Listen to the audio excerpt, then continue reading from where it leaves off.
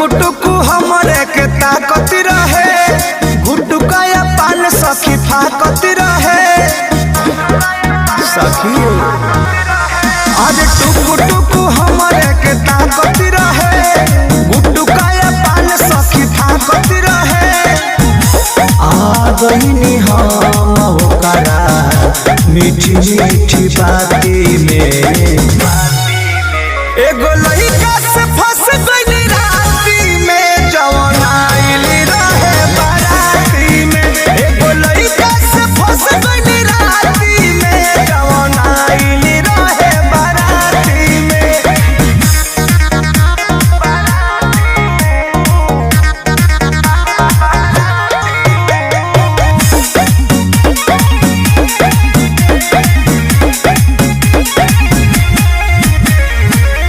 आके हमरे भीरी करे लागल मजाक हो, हंसते हंसत सखी मार दिहल साख हो।